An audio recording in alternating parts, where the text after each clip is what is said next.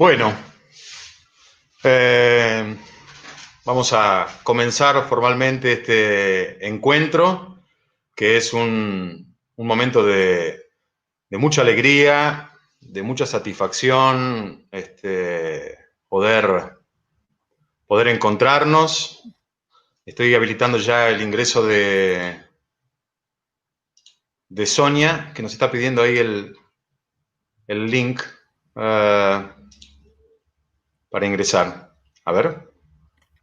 Sonia Budassi, parte del jurado. Ya estoy dándole ahí la forma de ingresar también.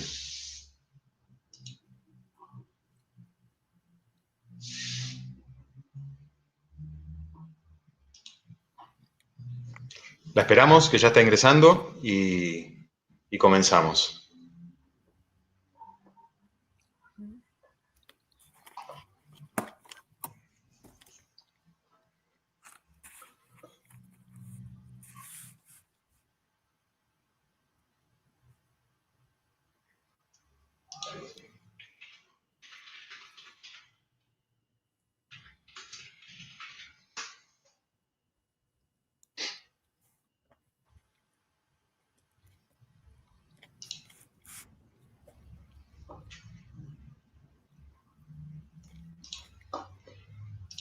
Bueno, ahora sí, hola Sonia, estamos todos. Bueno, en principio muchas gracias por la participación. La Fundación de Periodismo Patagónico es una organización de reciente creación. A principios de 2019 recibió de la personería jurídica de la provincia de Río Negro la inscripción correspondiente. Tiene como objetivo crear un espacio de capacitación, de intercambio, de debate, de discusión en torno al trabajo periodístico en la región patagónica y también la creación de estos espacios que, si bien son en definitiva una competencia, tienen el espíritu de mejorar nuestro trabajo, de generar el intercambio entre los cronistas y las cronistas de toda la Patagonia.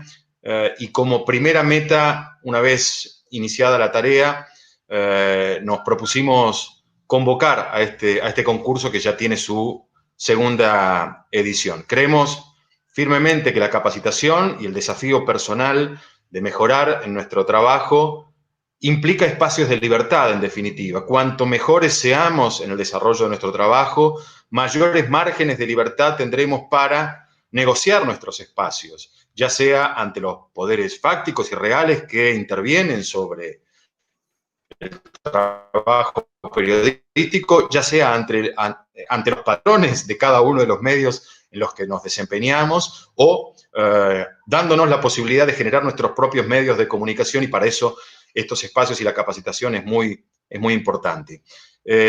Quiero agradecer fundamentalmente a la Fundación Friedrich Ebert, una fundación alemana, pero con mucha presencia en América Latina y en la Argentina, acompañando este tipo de iniciativas y de proyectos.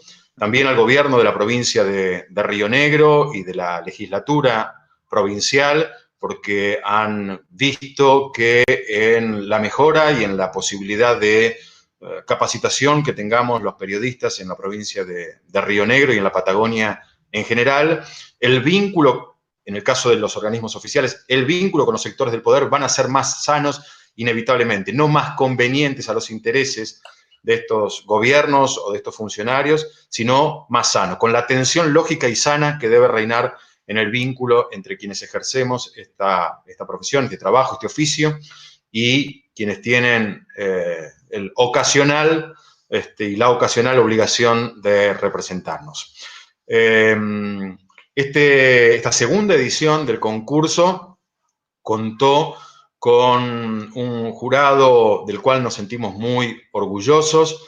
Sonia Budassi, una cronista con una trayectoria muy conocida para quienes estamos en este ámbito, con libros publicados que son fundamentales en la tarea y el trabajo de la no ficción, del periodismo narrativo, con participación en medios de comunicación masivos, pero también alguien que en el mundo de la crónica, del periodismo narrativo, está siempre dispuesta a acompañar, a colaborar, una mano tendida para quienes recién empiezan, y esto lo he tomado como reflejo con muchos de quienes han participado en este concurso y se entusiasmaban con la posibilidad de que Sonia esté en el jurado.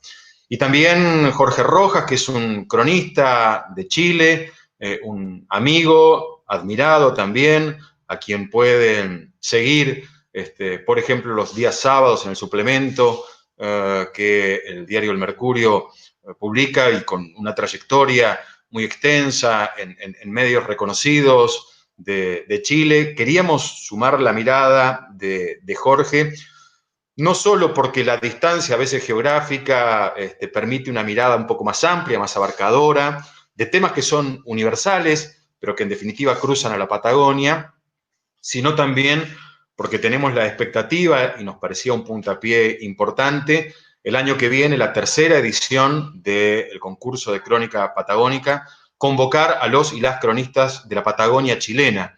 Entendemos la región como un todo, más allá de las fronteras lógicas, administrativas y burocráticas, pero sentimos que hay una pertenencia común a la región que no tiene que ver con esas fronteras, y nos entusiasma mucho la idea el año que viene de poder convocar también a chilenos y chilenas que quieran participar de esta convocatoria. Y en ese sentido, la apertura a un jurado también de ese país nos parecía importante. Yo, por una cuestión de tiempo, porque sé además que está complicado y con otras obligaciones, quiero darle por un ratito la palabra, un instante, a Sergio Ballardini, de la Fundación Friedrich Ebert, para que nos resuma cuál es la tarea y el porqué de este acompañamiento al concurso de crónica patagónica. Sergio, te escuchamos. Bueno, Santiago, muchas gracias, antes que nada. Y mis disculpas, pero acabo de terminar un Zoom, un encuentro con todos mis compañeras y compañeros de oficina, y en media hora entramos en otro. Así estamos en estos tiempos, ¿sí? Nos permiten mucho más, pero también ya hemos comprobado cómo es de agotador, ¿no? Uno tras otro.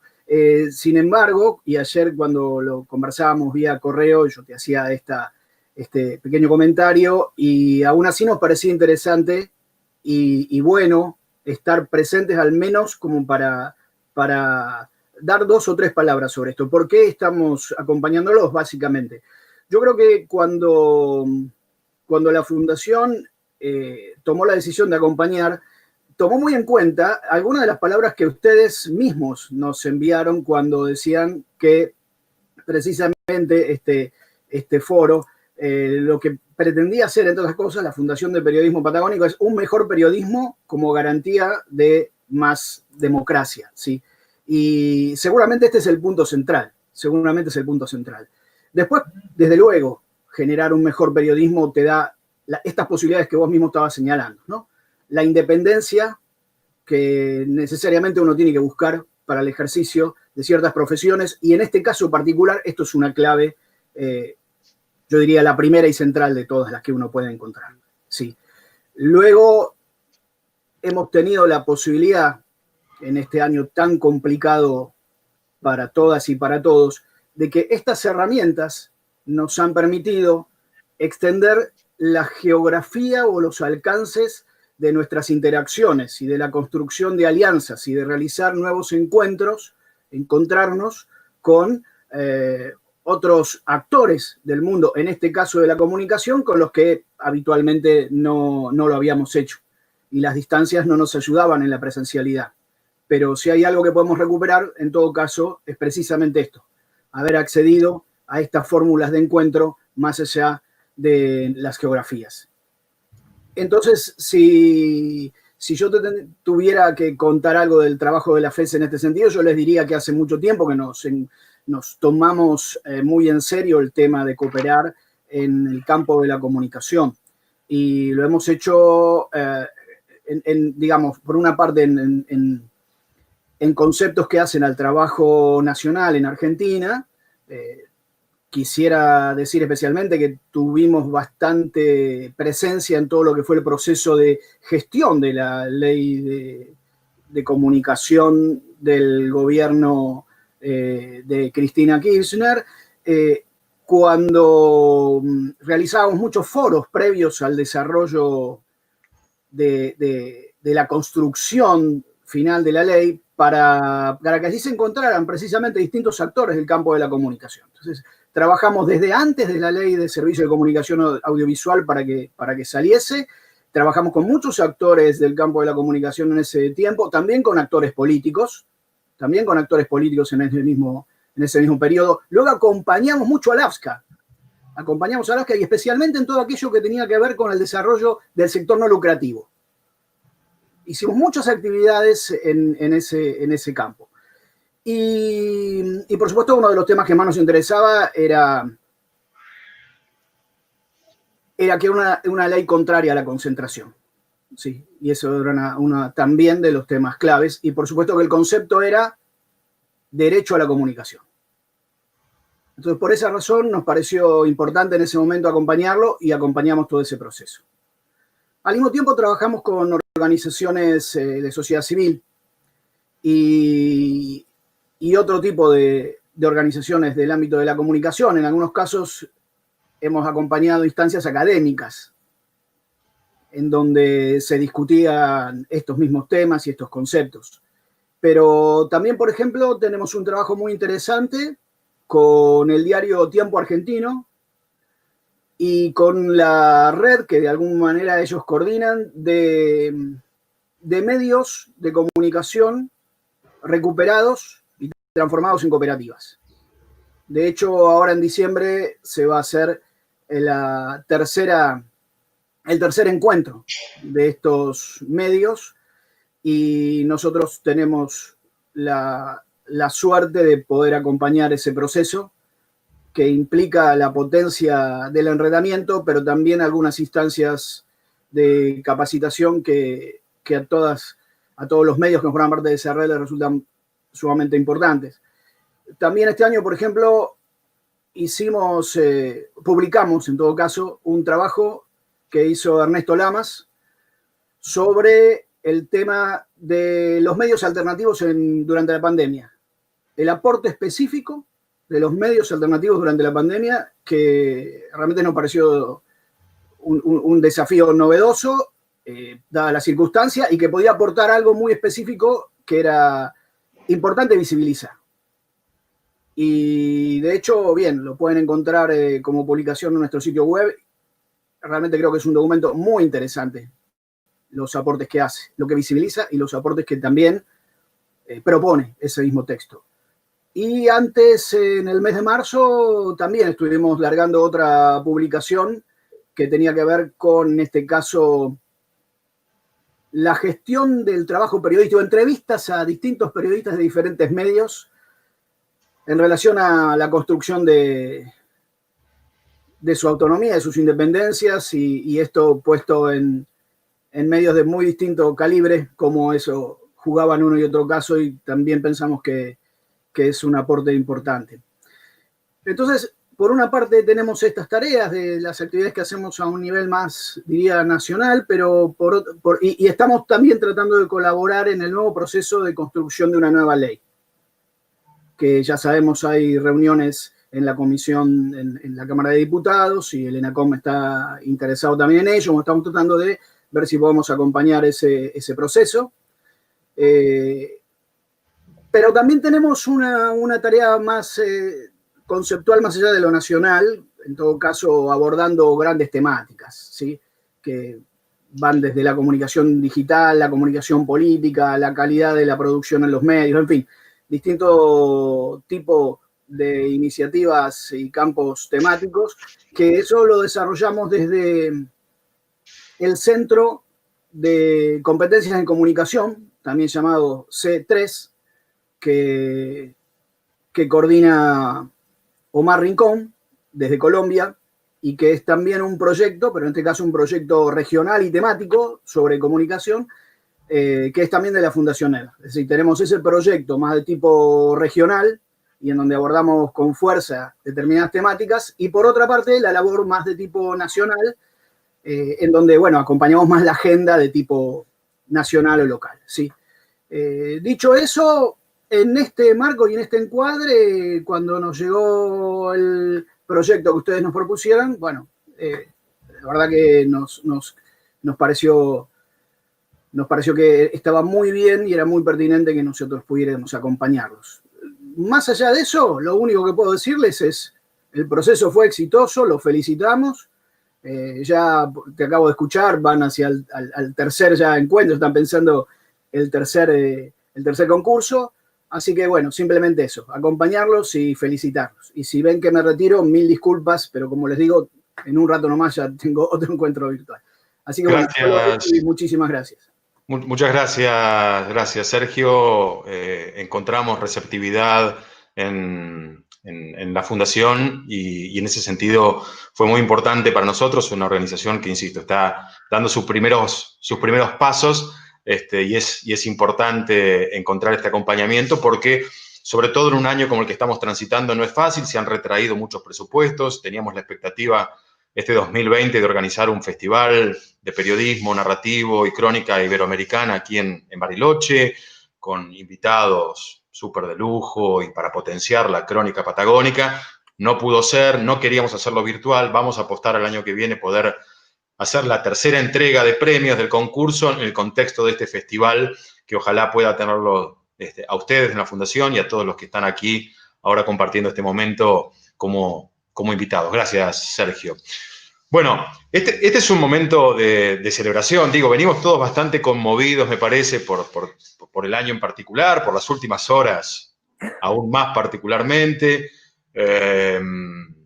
Nuestro trabajo periodístico ha sido además estar muy cerca, hablo ahora sí en primera persona, de lo que ha sido un hecho dramático para Bariloche, como fue el asesinato estatal de Rafael Nahuel, y no quiero dejar de mencionarlo porque hay una cotidianidad y una dinámica de trabajo donde se imbrincan inevitablemente lo que hacemos con la Fundación, lo que exponemos con nuestra Fundación y la tarea personal y particular que hacemos cada uno de los integrantes como periodistas. Y bueno, llegamos como muy conmovidos a este momento de celebración y para mí, para nosotros es importante que estén ustedes ahí. Así que, en principio, lo que voy a decirles es: felicitaciones, Emiliana, felicitaciones, Pablo, felicitaciones, Verónica, felicitaciones, Ariel.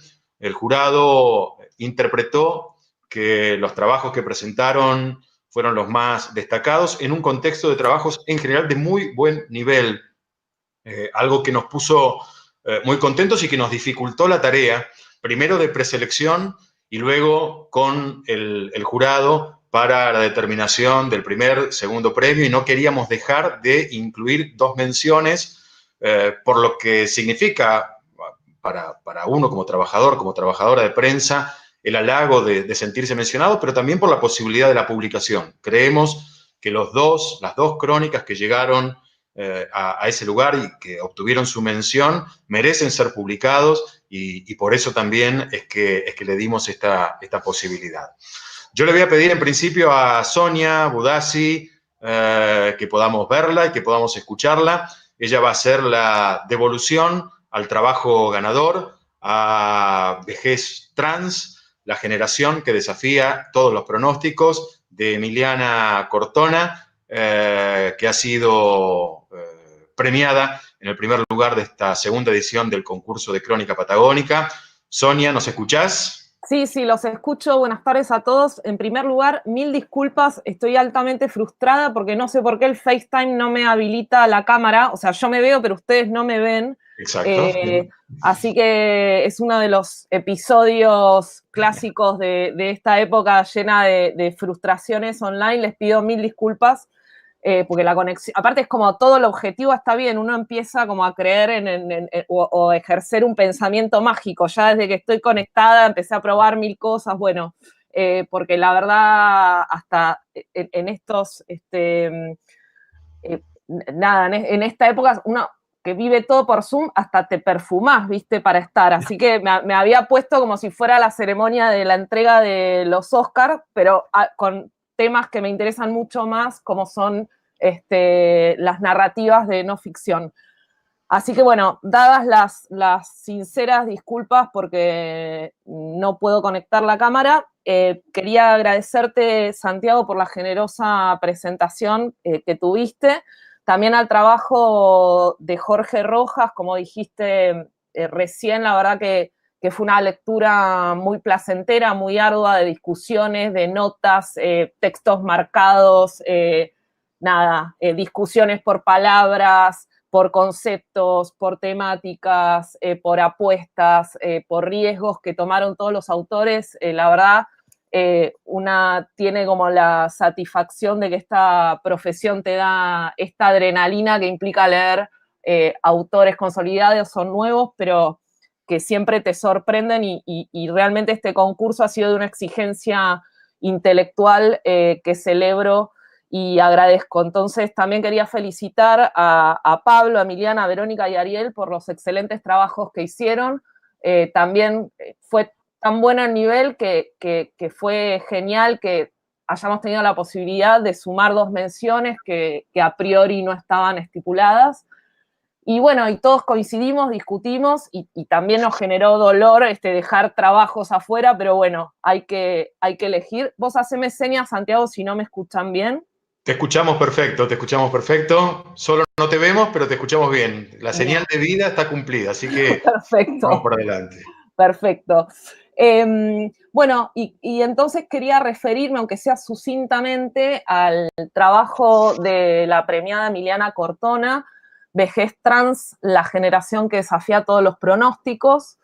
Bueno, voy a tratar de ser sintética, el trabajo tiene como muchísimas virtudes, pero varias de las cosas que coincidimos tenían que ver porque sin caer en los clichés de lo políticamente correcto, el texto expone la doble estigmatización que sufren, por un lado, sus personajes por su condición de personas trans, pero al mismo tiempo de adultas mayores, digamos, en un contexto social plenos de brotes y cotidianeidades gerontofóbicas.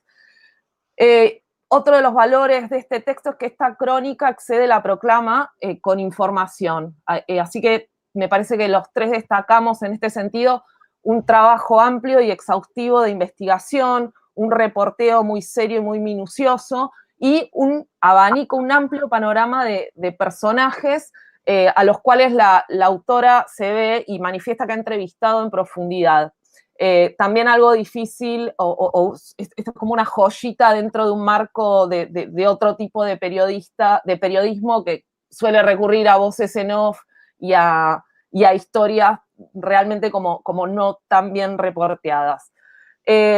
Y acá también está lo interesante del trabajo que también contrasta con la voz de expertos, entonces fue a buscar datos con fuentes buenas, con fuentes variadas, y no solo datos que provienen de la estadística, sino también que genera una puesta al día, o nos cuenta una puesta al día de la legislación vigente, ¿sí? Y, por ejemplo, también da información que es muy útil para dimensionar la problemática social de la que da cuenta.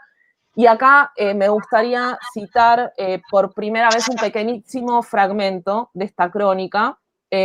Por ejemplo, dice, estoy citando, se está refiriendo a las personas trans, dice, la mayoría nunca trabajó de lo que quiso, sino de lo que pudo. La proporción de trans que trabajan en el sistema formal es baja y como consecuencia solo 1 de cada 10 trans tiene aportes jubilatorios. O sea, nos va llevando en su nota, en su texto, en su crónica, entre una oscilación de lo que está pasando con la ley y de lo que está pasando por debajo y en el cotidiano de estos personajes y de quienes conviven con ellos.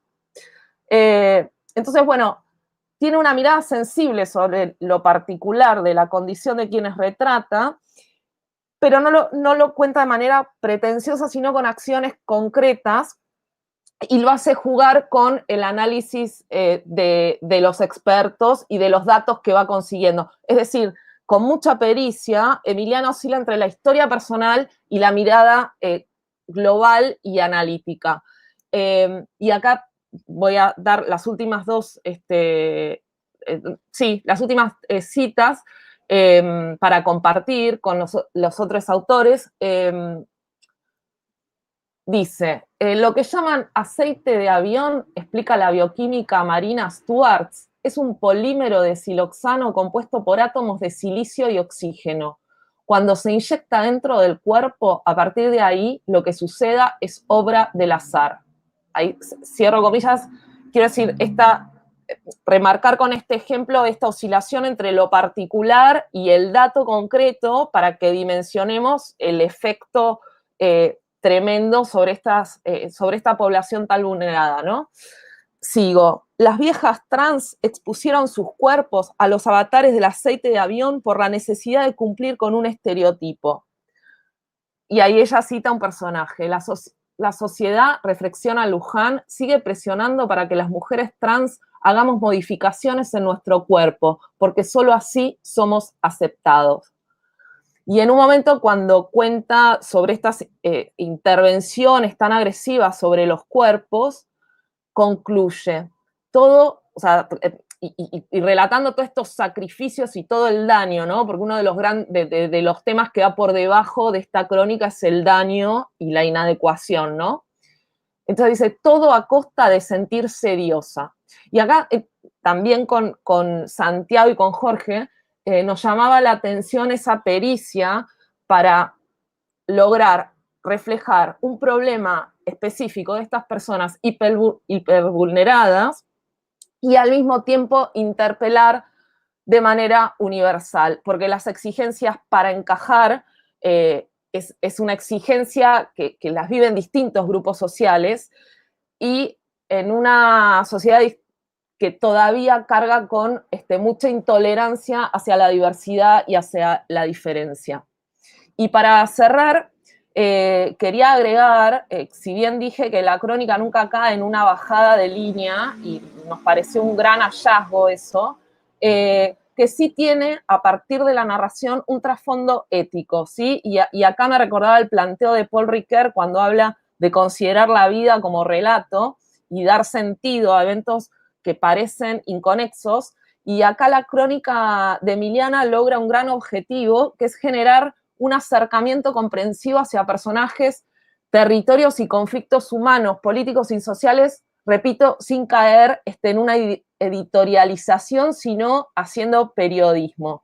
Bueno, y creo que para concluir, creo que esto es fundamental, a riesgo de sonar pretenciosa, esto es fundamental, este ejercicio serio del periodismo en un ambiente cargado de discursos de odio. Por eso creemos, y creo que mis colegas coincidían, que el texto no solo es un gran aporte desde la información, sino también es una gran intervención en la discusión pública contemporánea. Así que, bueno, felicitaciones, Emiliana, por el gran texto que lograste.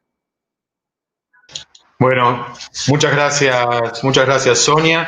Yo sumaría a esto, y por el hecho de estar en la Patagonia, que este tipo de trabajos con sectores tan agredidos, tan vulnerados, a veces se dificulta porque los lugares chicos, las ciudades chicas, y Neuquén, a pesar de estar ya bastante poblada, sigue siendo en algunos ámbitos un lugar chico, un pueblo, como lo es Bariloche, como son incluso las ciudades más grandes de la Patagonia, complejiza el abordaje periodístico, porque con sus protagonistas o las adyacencias de las historias que uno cuenta, se encuentra en la cotidianidad de la vida de ciudad. Y eso a veces dificulta también. Por eso hay como un valor extra que Emiliana no lo utiliza en favor de una sensibilidad, o una de tratar de tocar una fibra sensible de forma barata. Por el contrario, lo aborda desde la altura de saber que esa realidad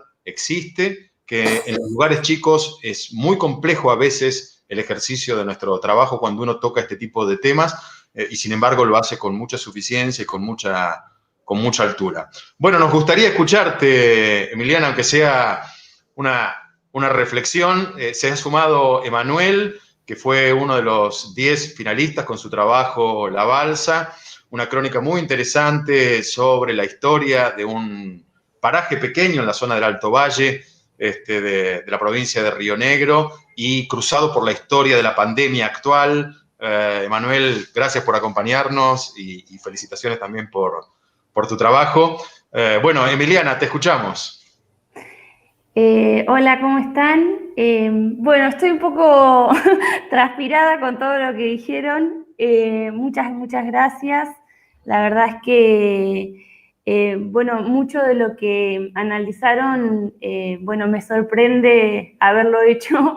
Les agradezco muchísimo el premio y, por supuesto, esa lectura tan atenta y responsable que hicieron. Les agradezco muchísimo.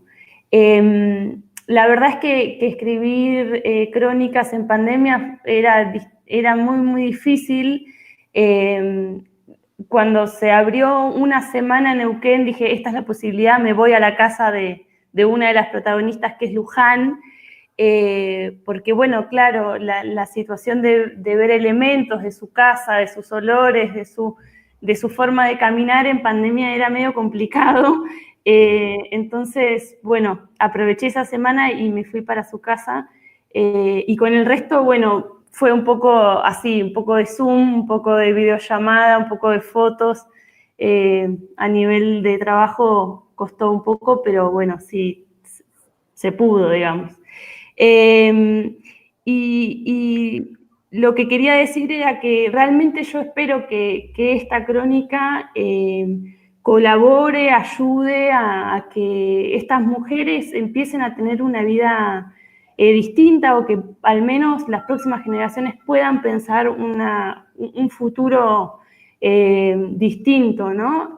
Son mujeres de 50, 60 años que para las personas cis es el momento tal vez más maravilloso de la vida, ¿no? Donde uno deja de trabajar y en una situación medio clase media empieza a desear viajar por el mundo y demás. Bueno, estas mujeres, por ser trans, únicamente por eso, bueno, tienen un futuro nada prometedor si es que sobreviven a la expectativa de vida, que acá en el Valle es de 42 años. Así que realmente deseo que bueno, que por lo menos se pueda o visibilizar esta situación, o sea, que este trabajo pueda ayudar a visibilizar esta situación y bueno, arrimar aunque sea el bochín para esta discusión que está de la ley integral trans, que busca en algún punto reparar esta situación. Bueno, insisto, les agradezco mucho por la lectura y por el premio también. Bueno, gracias a vos. De nuevo, felicitaciones. Me gustaría, Jorge, que estaba con algunos problemas de conexión, pero que ver si lo podemos escuchar. Jorge va a hacer la devolución a Pablo. Pablo Pesoni presentó un trabajo que se llama Por el Sur, que fue también muy valorado por Sonia, por Jorge, por mí, y que ha obtenido el segundo lugar, el segundo premio. Si Jorge nos escucha, él va a hacer la devolución. A ver. Lo escucho, ¿me escuchan ustedes? Sí, perfecto, perfecto. Súper, perdón por no tener la cámara prendida, pero en la mitad de esta conexión me falló el internet. Primero, felicitaciones a Emiliana, a Pablo, a Verónica y a Ariel por sus crónicas y también a todos los que participaron en este premio. Fue un agrado leer las 10 crónicas finalistas, principalmente porque la verdad es que no conozco la Patagonia argentina. Conozco la Patagonia que está del lado chileno, que empieza un poco más hacia el sur, mucho más austral. Y fue bastante interesante hacer ese ejercicio más bien territorial de ir descubriendo ciudades, pueblos, localidades, a partir de sus textos y su historia. Y agradecer a Santiago también por la invitación. Con Santiago nos conocimos en un taller, yo creo mucho en las redes. Nos conocimos en un taller hace como aproximadamente 2 o 3 años y mira dónde estamos. En este concurso. 4 años ya, porque pasa mucho el tiempo. Un taller organizado por la Fundación García Márquez que dio Cristian Alarcón y que el trabajo de Jorge fue singular, fue muy placentero leerlo y fue además un placer conocerlo a él también. Sí, y me sumo a las palabras de Sonia también respecto al ejercicio que hicimos para elegir a las crónicas finalistas, porque fue bien interesante, muy discutido, con alta profundidad también respecto a lo que leímos de cada uno de ustedes. Y particularmente hablando de la crónica que se titula Por el Sur, que es de Pablo Pezzoni, hubo algunas cosas, y creo interpretarlos acá a Santiago y a Sonia respecto a lo que hablamos, que de alguna manera es una crónica que aborda una tradición de los pueblos originarios, de nuestro pueblo originario, y digo nuestro porque nos conecta con la ancestralidad de la Patagonia, que era una tierra que antes, como decía Santiago, antes de que existieran estas naciones, Chile y Argentina compartían un único territorio, muy extenso. El relato de Pablo es un relato de pluma generosa que está contado en dos tiempos y es sobre, como les decía, esta celebración tradicional que de alguna manera es la renovación del año mapuche. Y que logra enganchar no solo por la sobriedad con la que está contada, sino por la construcción profunda que Pablo hace respecto a los protagonistas.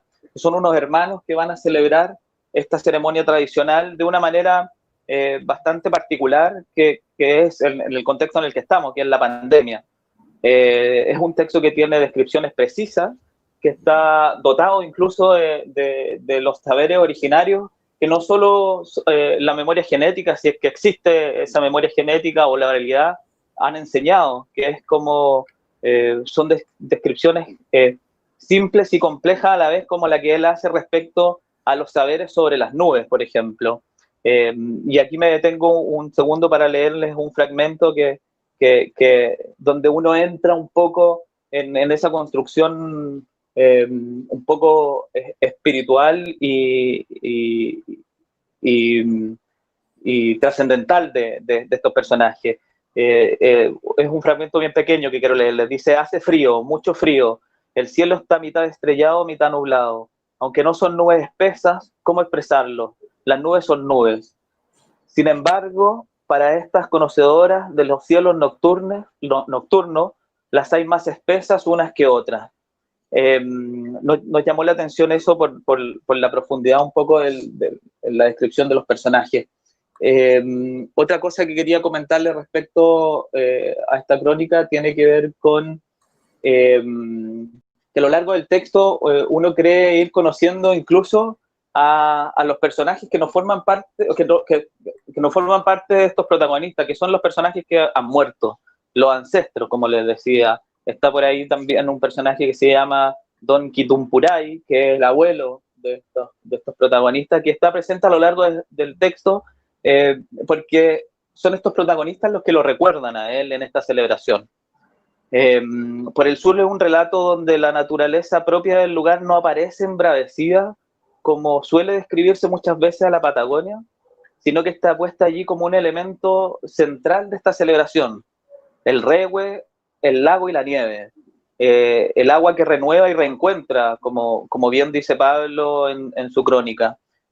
No hay una épica, y esto yo creo que es bien destacable, porque muchas veces nos golpeamos la cabeza contra los muros intentando encontrar esas historias particulares que están llenas como de héroes y épicas, y sin embargo esta crónica de Pablo no tiene una épica exacerbada, sino que es el relato de la vida común y corriente abriéndose paso frente a las circunstancias. Es un pueblo vivo, como dice el cartel que uno de los protagonistas colgó, en su casa. En definitiva, creo que es una crónica que nos traslada a un mundo, a un territorio muy particular. Es la historia de un momento también. En fin, creo que tiene muchas lecturas de donde uno puede pararse frente a este relato. Lo único quería también por último, quería como Destacar que Pablo hace en su crónica una entrada y un cierre que es medio histórico, que lo discutimos con Sonia y Santiago también, porque nosotros sentíamos que su crónica no entraba ni cerraba ahí. Por eso digo que es como un paréntesis, porque de alguna manera le quitaba importancia a todo lo que él había narrado. Y decidimos de alguna manera que, obviando esos paréntesis, el trabajo que estaba entre medio era un excelente relato.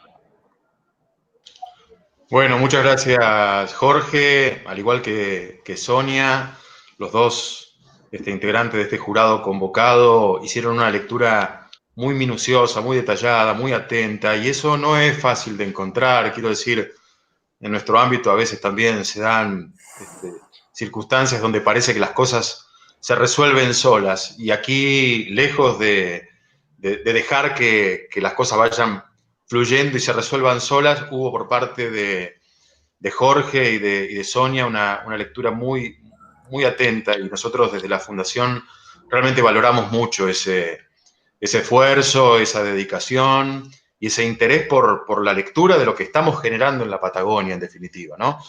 Bueno, Pablo, nos gustaría escucharte unos minutos en relación a tu trabajo. Bueno, hola, muchas gracias, buenas tardes a todos. Primero, agradecer no solo el reconocimiento, sino la convocatoria, y yo pensaba, cuando encaré el trabajo, en una de las cuestiones que se mencionaban como recomendaciones, eran esto de pensar a la Patagonia lejos de los estereotipos, ¿no? Y en relación con alguna de las cosas que comentabas vos, Fernando, yo pensaba en qué más alejado de los estereotipos que pensar a los pueblos originarios como un actor contemporáneo, ¿no?